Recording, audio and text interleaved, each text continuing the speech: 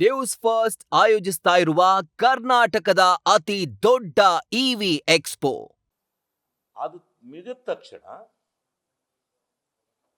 Assembly close ಆಗ ಮಟ್ಟಕ್ಕೆ ಬಂತು. ಇವ್ರೇನು ಮಾಡಿದ್ರು, ಅವ್ನು ರಾಜೀನಾಮೆ ಕೊಡಬೇಕು, ನಾವು ಕೊಡೋವರೆಗೂ ಹೋಗಲ್ಲ ಅಂತೇಳಿ ಹಗಲು ರಾತ್ರಿ ಧರಣಿ ಮಾಡ್ತೀವಿ ಅಂತ ಅಲ್ಲೇ ಮನೆ ಕೇಳಿ. ಅದು ಅವ್ರ ಪಕ್ಷದ ಸಿದ್ಧಾಂತ, ಅವ್ರ ಸಿದ್ಧಾಂತ, ಅದು ಕಾನೂನಲ್ಲಿ ಅವಕಾಶ ಇದೆ, ಹಗಲು ರಾತ್ರಿ ಧರಣಿ ಮಾಡ್ಬೋದು. ಹಿಂದೆ ನಾವೇ ಅನೇಕ ಸಾರಿ ಜನಾರ್ದನ್ ರೆಡ್ಡಿ ಅವ್ರ ಕೇಸಲು ನಾವು ಹಗಲು ರಾತ್ರಿ 3 ರಾತ್ರಿ ಮನಗಿದ್ವಿ ವಿಧಾನಸೌಧದಲ್ಲಿ.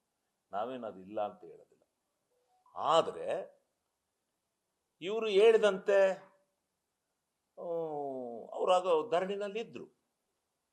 ಆದರೆ ನಾವು ನಿರ್ಣಯ ಮಂಡಿಸ್ಬಿಟ್ಟಿದ್ವಿ, ಅದನ್ನು ಪಾಸ್ ಮಾಡಿ ರಾಜ್ಯಪಾಲರಿಗೆ ಕೇಂದ್ರ ಸರ್ಕಾರಕ್ಕೆ ನಾವು ಕಳಿಸ್ಲೇಬೇಕಾಗಿದೆ. ಆ ನಿರ್ಣಯನ, ವಿರೋಧಿಸಿರ್ತಕ್ಕಂಥ ನಿರ್ಣಯವನ್ನು ಚರ್ಚೆ ಮಾಡೋಣ. ಅವರು ಡಿಸ್ಟರ್ಬೆನ್ಸ್ ಏನಾರ ಮಾಡಲಿ, ಅವ್ರು ಮಾಡ್ತಾ ಇರಲಿ, ನೀವು ಚರ್ಚೆ ಮಾಡಿ ಇಂತಿಂಥವ್ರು ಮಾತಾಡಿ ಅಂತ ಪಾರ್ಟಿ ಡೈರೆಕ್ಷನ್ ಸರ್ಕಾರದ ನಿಲುವಾಗಿತ್ತು. ಅದರ ಪ್ರಕಾರ ಫಸ್ಟ್ ಶರತ್ ಬಚ್ಚೇಗೌಡರಿಗೆ ಕೊಟ್ಟರು.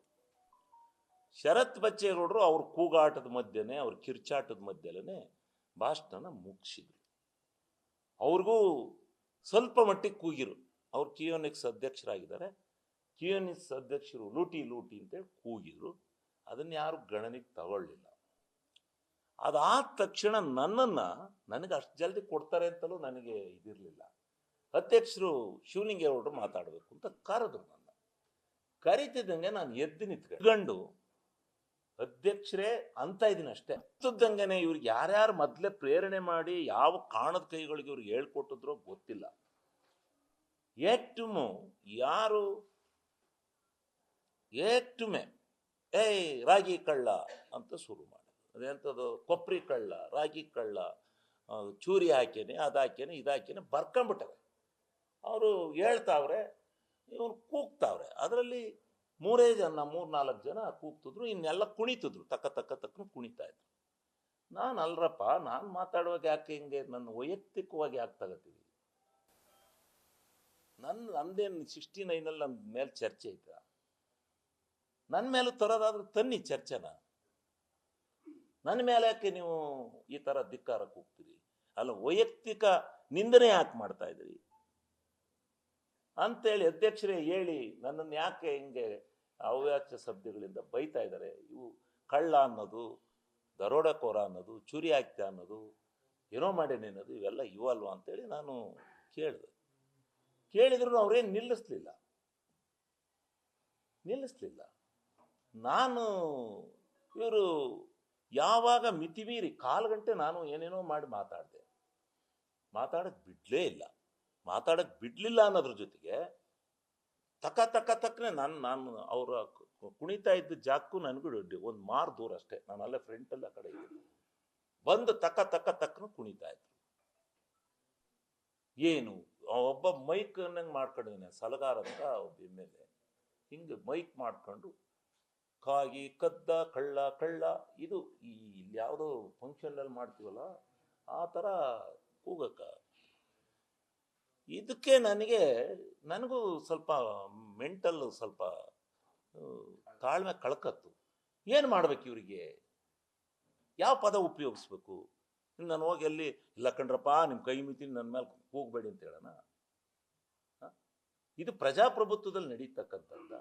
ಇಡೀ 20 ವರ್ಷ ನಾನು ಸದನದಲ್ಲಿ ಕೂತಿದ್ದೀನಿ, ಒಂದು ದಿವಸ ಇಂಥ ಒಬ್ಬ ಭಾಷಣಕಾರನ ಮೇಲೆ ನಿಂದನೆ ಮಾಡಿದಂಥದ್ದಿಲ್ಲ.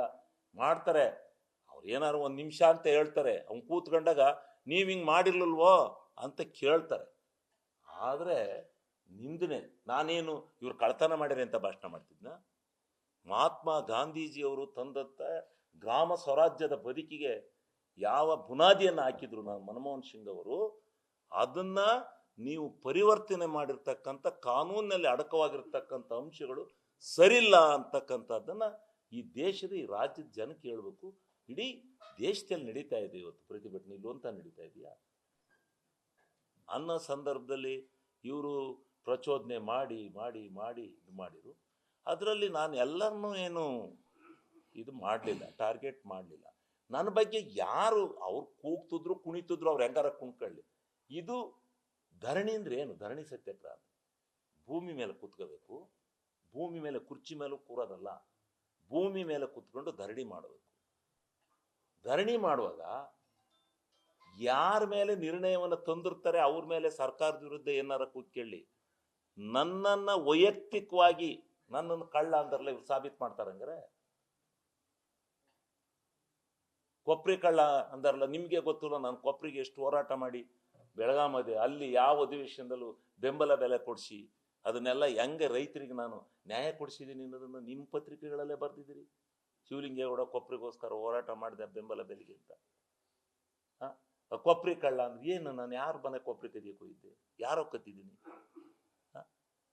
ರಾಗಿ ಕಳ್ಳ ಅಂತೇಳಿ ಹಿಂದೆ ಇದೇ ರವಿಕುಮಾರ್ ಅವರು ಬಂದು ಹೇಳಿ ಅರಸೀಕೆರೆನಲ್ಲಿ, ನಾನು ಬನ್ನಿ ಧರ್ಮಸ್ಥಳಕ್ಕೆ ನಾನು ಬರ್ತೀನಿ, ನೀವು ಬನ್ನಿ ಸತ್ಯ ಮಾಡಕ್ಕೆ ಅಂದಾಗ ಬರಲೇ ಇಲ್ಲ. ನಾನೇ ಹೋಗಿ ನಮ್ಮ ಜನ ಕಟ್ಟಿಕೊಂಡು ಸತ್ಯ ಮಾಡಿ ಬಂದೆ. ಈ ರೀತಿ ಇದನ್ನ ಎಲ್ಲೋ ಇಟ್ಕೊಂಡು ಇದನ್ನ ಯಾರು ಹಿನ್ನೆಲೆ ಇದೆ, ಯಾರು ಇದಕ್ಕೆ ಪ್ರಚೋದನೆ ಮಾಡಿದ್ದಾರೆ, ಯಾರು ಇದಕ್ಕೆ ಇವನ್ನೆಲ್ಲ ಈ ಪಾಪ BJP-ಯರಿಗೆ ಇವು ಗೊತ್ತೋ ಗೊತ್ತಿಲ್ವೋ ಯಾರು ಕೊಟ್ಟರು ಇವೆಲ್ಲನೂ? ಯಾತಕ್ಕೆ ನನ್ನ ಮೇಲೆ ಹಂಗೆ ಕೂಗ್ಸಿರು? ನನ್ನ ಮೇಲೆ ನಿಂದನೆ, ವೈಯಕ್ತಿಕ ನಿಂದನೆ ಮಾಡೋದಕ್ಕೆ ಈ ಸಂವಿಧಾನದಲ್ಲಿ, ಅದು ಅಸೆಂಬ್ಲಿನಲ್ಲಿ ಇದೆಯಾ? ನ್ಯೂಸ್ ಫಸ್ಟ್ ನಿರ್ಭೀತಿಯಿಂದ ನಿಮ್ಮ ಪರವಾಗಿ.